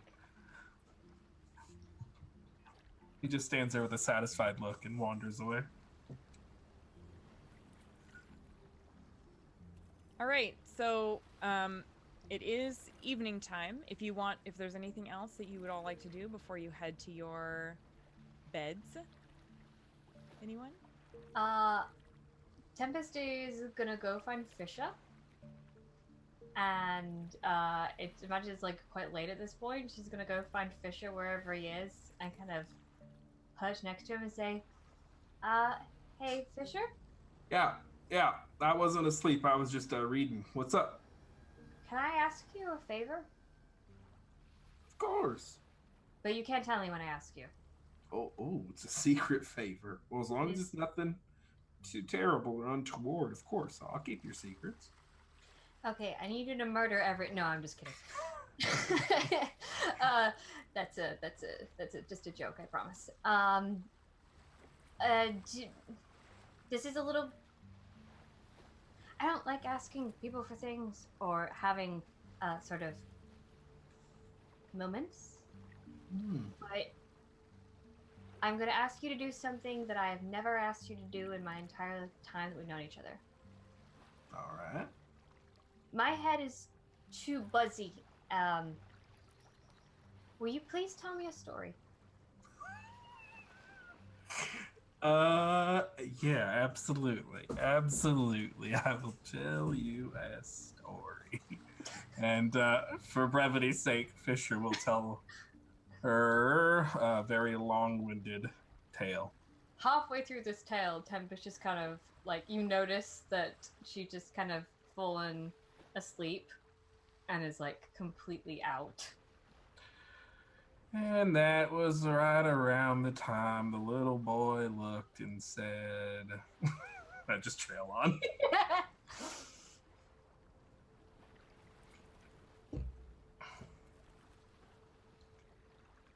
So,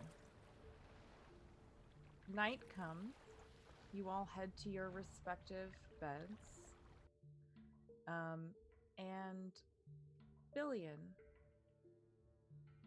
you say a quick prayer to Yala, the goddess of moonlight, magic, and redemption.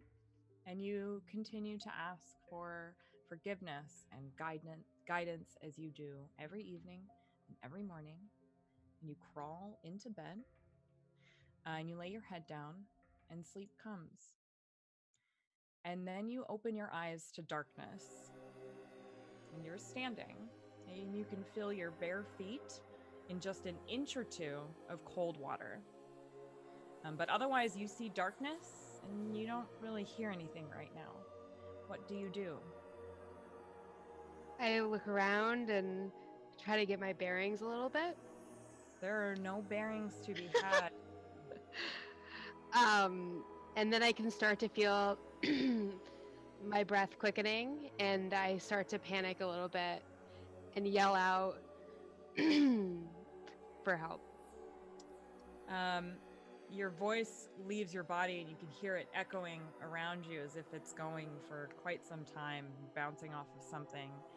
And as soon as you do that, it's almost as if you can see your voice and it ripples through this sort of emptiness that is here and it hits something at the end. You see something up ahead that it has hit. Can I get a better look at it? Can I look at it in a different way? Move closer? You can absolutely move closer if you'd like. Yeah, so I'll move closer and reach my hand out and try to like grasp at anything. As you're sort of like moving your hands, you see that they're moving through something that you can't quite feel. And as you do that, you actually begin to see something formulate up ahead of you. Do I recognize it? You can't quite see from where you are right now. I'm gonna keep walking forward if I can. Sure. So you push forward, and you actually feel your feet start running, and they're carrying you toward whatever is up ahead. And you're running, and you can see that it's something stationary. And as you run, it's obviously it feels like it's getting bigger, but it's just that you're getting closer to it. And then you stop dead in your tracks, and you feel a sensation wash over you, and you see ahead of you your greatest fear, a scene that you have played out in your head 1,000,000 times, and you cannot escape it. What is it that you see? I see in front of me this beautiful woman. It's beautiful halfling witch laying on the ground, burned, covered in these horrific burns. I see an elderly man laying on the ground, also covered in burns, and a boy that looks a little bit older than like teenage years, maybe early 20s, laying on the ground burned. And I look around and there's fire coming from me, and it's growing as I look down my body. It just seems to keep picking up, and I have no way to stop it. And I start panicking and like wringing my hands and ripping my skin, and it won't come off. And I start screaming and crying, and I look around and there's nobody there. And I just just fall on the ground in despair and hold this halfling witch in my hands. So as you sit there holding her, the scene begins to sort of soften and fade. And it disappears, and you are left in darkness, hearing only the echoes of your own pain. And you sort of end up having a pretty fitful night of rest, if you can call it that, but this is not an uncommon night for you. Which takes us over to Monty. So, you settle down into your bed, and you can feel sleep begin to overtake you. You drift off to the gentle sounds of the ocean lapping against the boat. And then you are plunged into the depths. You can feel yourself surrounded by water on all sides, the pressure of the sea pushing up against your body. You have a brief moment of panic before you realize that you can breathe and you can see, though it is mostly darkness. And you look up with your head and you can see the murky shadows of the surface illuminated by what appears to be moonlight.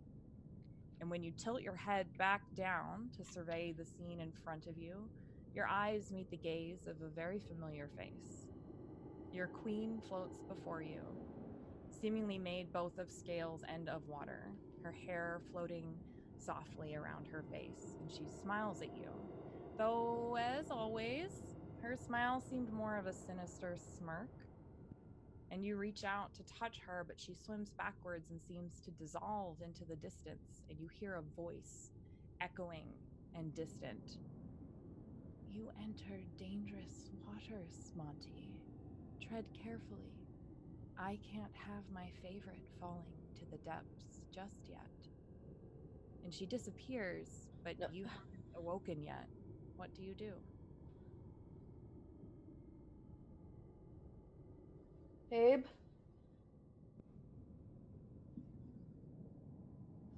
She's gone? She's gone.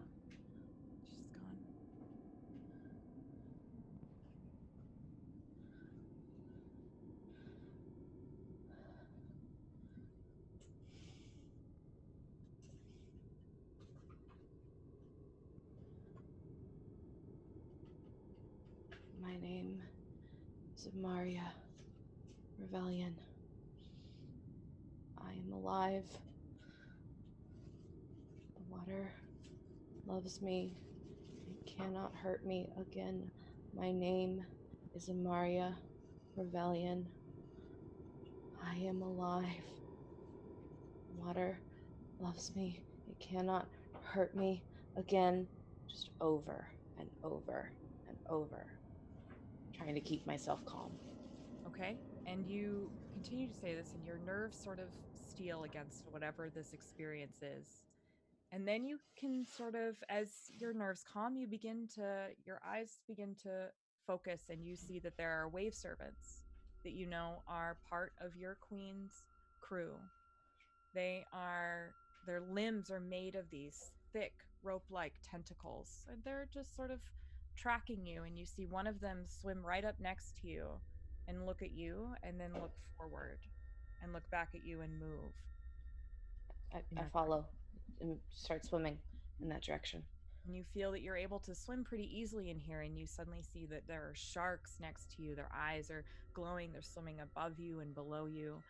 And you move forward, and you see that they're in the distance as you continue going in sort of these deep, murky waters. You see the remains of a ship resting on the ocean floor, sort of wrapped in shadows. I swim down to it. Okay, so you move a little closer, and you see that it's actually embraced by very large tentacles, but you cannot place the origin of where they come from, and you begin to smell rot and decay. I keep swimming towards it. Okay, you move closer, and now you're starting to actually feel that it is becoming harder to breathe. The water is starting to press on your body, and that panic is starting to return. And do you press forward, or do you move up, or what do you do? May I make a wisdom saving throw? Sure. I panic. Okay. And what do you do in your panic? I just and suck all that water into my lungs. Okay. So you suck all that water into your lungs and you feel yourself you're starting to choke, you're starting to panic. And so you look up and you see that surface and you're starting to swim and your limbs are starting to grow heavy, your lungs are burning, and you press on. This can't be real, right? You keep reaching up, you reach up with your arms, and suddenly you are jolted awake and you realize that you are clutching the throat of a scaled creature that is standing before you. And that's where we're going to end tonight's episode.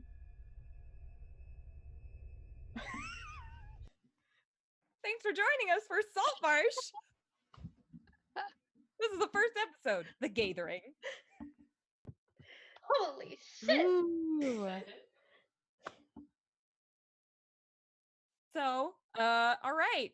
So, we're ending a little early tonight, but here we are. So that's that, everybody. Thanks so much for being here. I'm really excited to see how this all plays out. We will go ahead and wind down into our outros. So, why don't you tell us what your favorite scene was from this evening, and then remind us of who you are, where we can find you, any projects that you have going on, any sort of other exciting things going on in your life. So why don't we? I don't remember what order we went in, so I will pick randomly. Why don't we go with Val? Why don't you start us off? You are muted, my dear. Oh, hey, that's me. Okay, There we okay. go. Okay, so favorite moment. Okay, listen. This had so many good role playing moments, especially with the Monty and Tyne. You just brought it, and that was an amazing moment of role play. And I was just like, it was fantastic, and I'm so happy and feel so lucky to be part of this group. My favorite moment was just the Monty and Villain's role plays and the lovely interplay between Fisher and Julia. Because Julia is just a precious cinnamon fun. I am back tomorrow with Emma and Matthew on Fairy Rolls for the first ever episode of Gothic Brunch, and I think that's at 11 a.m. CDT. Central. 11 Central. Did find this out earlier today. 11 Central time, and that is we will be exploring the kind of more gothic side stories. It's going to be really fun. And I'm Val, and I am the Nerdy Niffler on Twitter. Thank you. Why don't we go over to Morgan? Hi, once again, I'm Morgan. This was so much fun. Everyone here is so great. Emma, you are such a fantastic DM. I am so happy to be here. I think my favorite moment was probably either the Monty and Fisher trying to set me up with the captain, or having dinner with the captain. That those were both pretty great.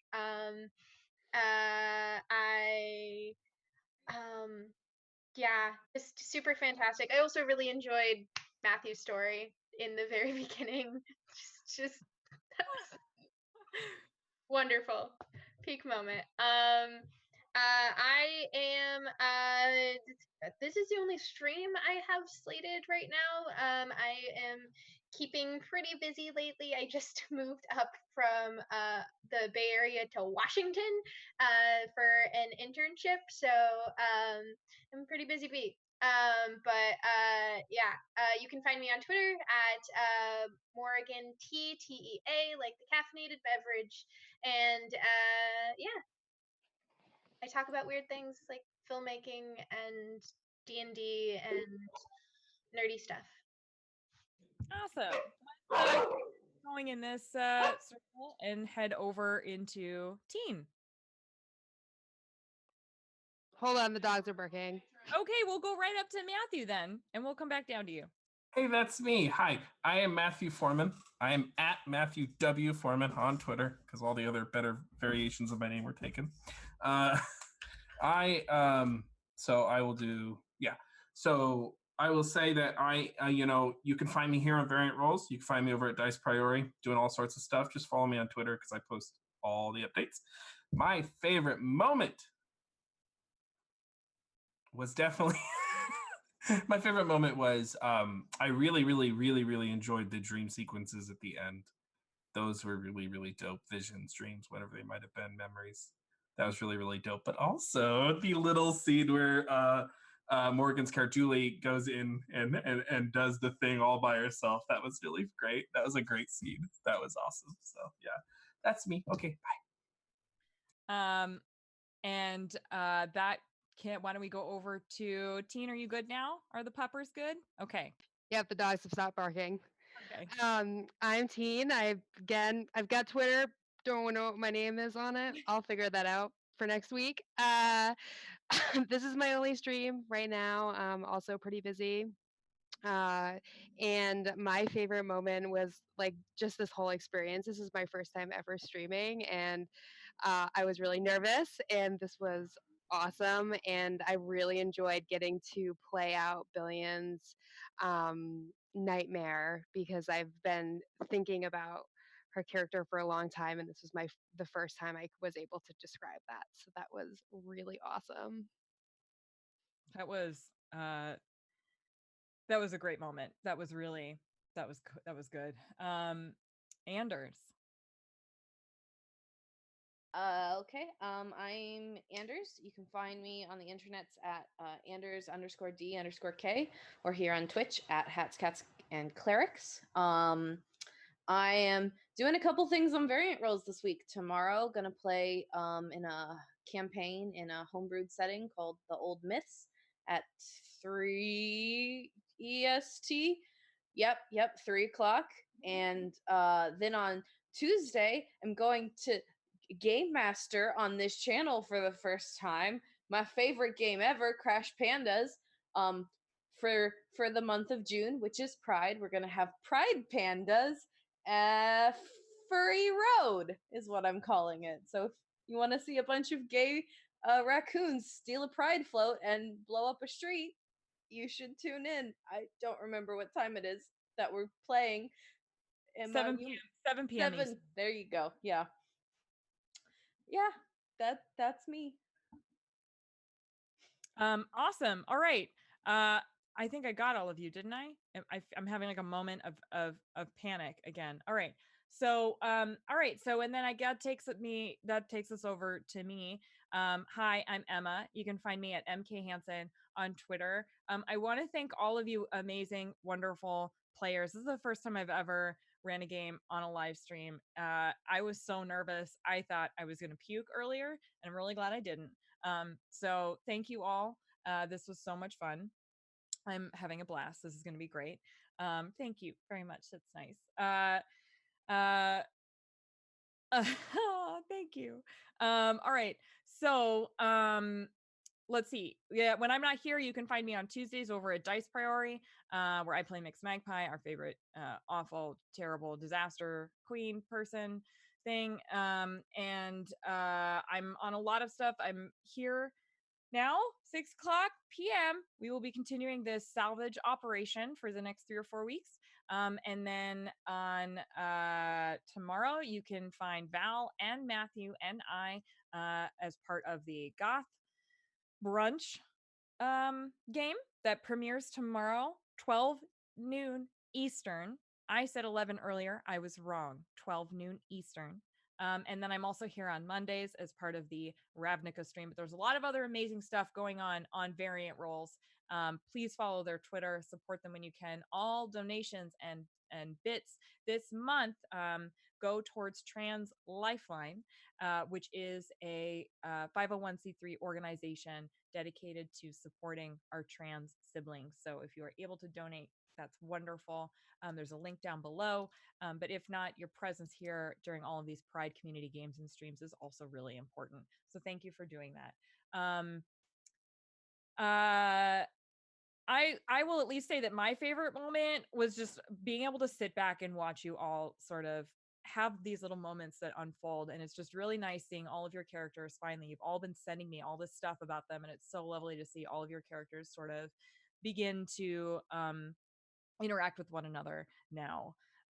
So are we rating? There's a bunch of really Plot awesome hunters. stuff. Oh, okay. Plot hunters. I don't, whoever can do that, that would be awesome. Stick around for a raid. Let's support our fellow streamers and gamers.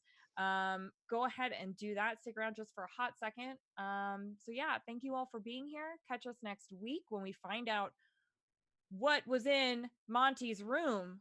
What was it that they grabbed there? Some scaly thing is in their room. So we will find out. Get ready to raid plot hunters, show them some love, show them some support. Yes. All right, here we go. It's happening. Thanks so much. Bye.